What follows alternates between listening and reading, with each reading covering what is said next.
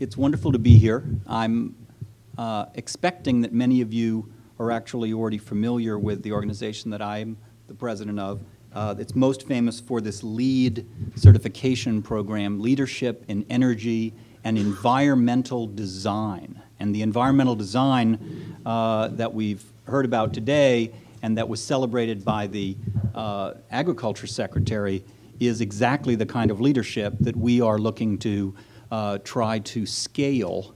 Our expertise is about scaling. There are many people in the world, architects and brilliant think tanks and academics, that know much more than we do about buildings. We have distilled down much of the expertise into simple forms that can inspire action, particularly among those who are not already so deeply committed that they're not really in need of the extra support that LEED provides. But for those who want to be leaders and want to learn from the kinds of folks that have been talking today, LEED provides that opportunity. It's now used in about 150 countries. And to give you a sense of the scale, in addition to the countrywide, we'll call it a demonstration project for kind of a greener urban form, there are now 2 million square feet, so about 100, maybe a few more than 100,000 square meters of completed LEED buildings every single day, 7 days a week.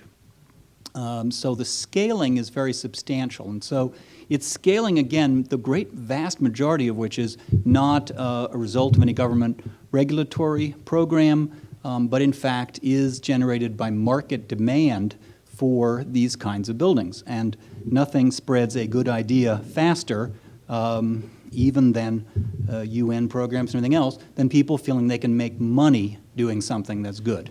So that is a big premise of what we do. And I'm very, very impressed by a good deal of what we've been hearing today. And I think many of you can intuitively recognize the extraordinary and compelling nature, not only of, as human beings, that we respond so emotionally to the excitement of thinking that we can build out of materials that actually breathe while they're being manufactured, and that are also doing tremendous things to sequester carbon, et cetera. So one of the things that I think is our challenge when it comes to any spectacular and cutting-edge initiative of this kind, again, while in this case there's sort of a very sort of good guy quality to what would in most cases be referred to as special interest groups that are, aggressively pushing one product. And that's, in this case, almost every one of the speakers before me. These are people who are deeply committed to a product being used more for a bunch of very powerful reasons, including that the government itself feels this is very important, and governments of countries that have a huge wood industry, and states and areas that have a huge wood industry. So that kind of movement and drive is something that really needs some additional, we'll call it, I would call it, I guess, adding some additional credibility to something that will be aggressively lobbied against, and efforts will be made to marginalize many of the statistics and things you heard today by other industries that in some cases genuinely believe that their products are safer and do other things wonderfully. In other cases, again, people with maybe less appealing motives cynically manipulating their genuine believers to politically, again, argue for other types of materials. But in the end, what we at the U.S. Green Building Council really encourage are two lines of research that seem to be ongoing and that I think will do a lot to further mainstream and further legitimize the work that we were seeing today. And those are the very natural focus on trying to dig deeper into the seismic and the fire safety implications of what we've been talking about. Because while we haven't heard a great deal about that, and it wouldn't be expected that we would be hearing a great deal about that, with people in some cases whose bios say, my entire life is advancing the use of wood.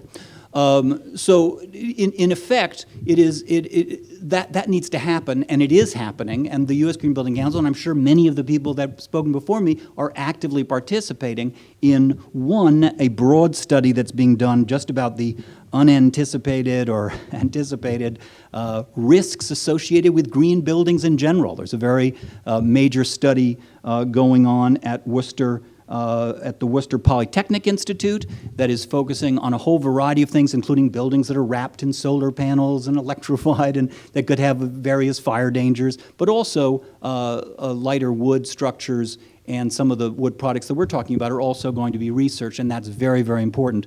Similarly, the Wood Council, American Wood Council, has proposed, and the International Code Council is also doing a deeper dive into, again, all of the kinds of risks that are typically distilled down into what are, for most people, the mind-numbing banalities of building codes, but in there is a lot of very, very important policy considerations about life safety and the safety of the people who are first responders as well. So all of that is being assessed, and the International Code Council is anticipated to come up with exactly the kind of work that will help accelerate more code flexibility to address these issues, because again, that process is slow by design, and that process is not going to be moved just by spectacular and wonderful and charismatic presentations. It's going to slog through with all the usual special interests. So, but the point is, I was talking about this a little bit earlier with Michael Green, this is actually moving at a rate that's really unusual. I mean, again, with all the likely resistance that you expect from the status quo, this is moving quickly, and so this is not a sort of utopian pie-in-the-sky evening today. The last thing I would say is that the LEED certification program advances wood, or wood can be used to obtain almost 10% of the credits in LEED. I mean, LEED is a program, and this is a little, again, to use my phrase, mind-numbing is a little bit a little esoteric, but you can get up to 110 credits out of this LEED rating system. 100 is sort of the basic credits, 10 are kind of regional things, but you can use about 10 using wood, especially wood that comes from forests that have been very well managed. And that's another thing that we hear a lot about in the presentations today, and from people who are deeply committed to that.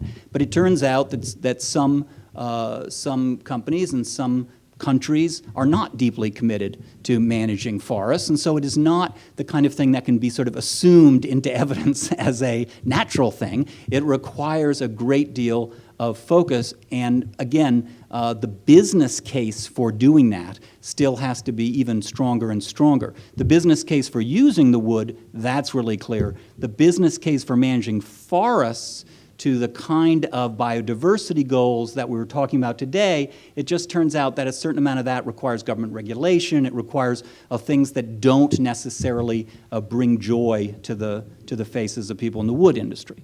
So there's a way in which, and again, that's and not to say that it's happy talk to say that that's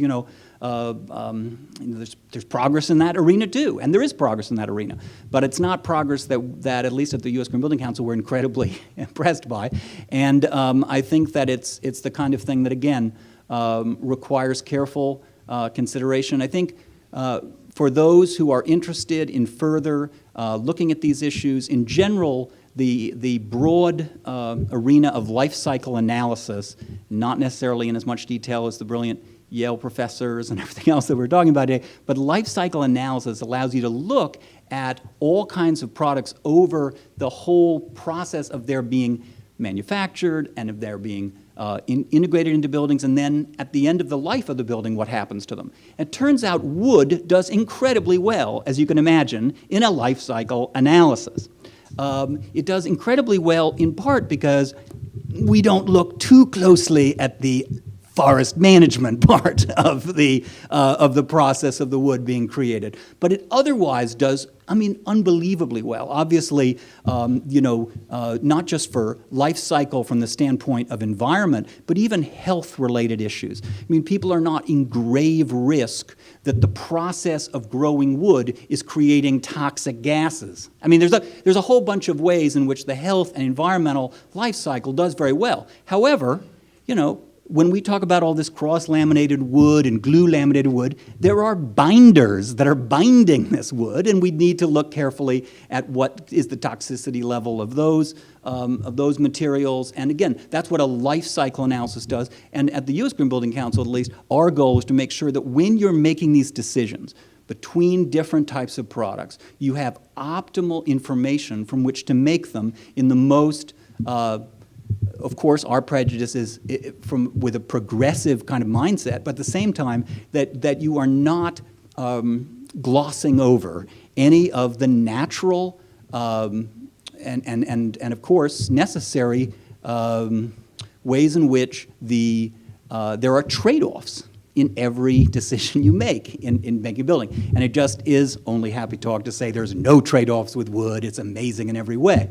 There are trade-offs. The question is, are people being properly informed now, and are codes properly allowing people to have the discussion that we've had today about the tremendous, tremendous qualities of wood. So the U.S. Green Building Council almost never appears at events like this, because it does appear as though we're saying wood is great and wood is the only product to do. But I'm quite conscious of that. I think there's a way in which wood is having not only its moment, but the quality of the presentations we heard today and of the architectural vision that we've seen suggests that this is a time whose time has come. And at the U.S. Green Building Council, we are eagerly promoting the research that's involved, and will stand by to do everything we can to scale the wonderful vision of the folks today. Thank you very much.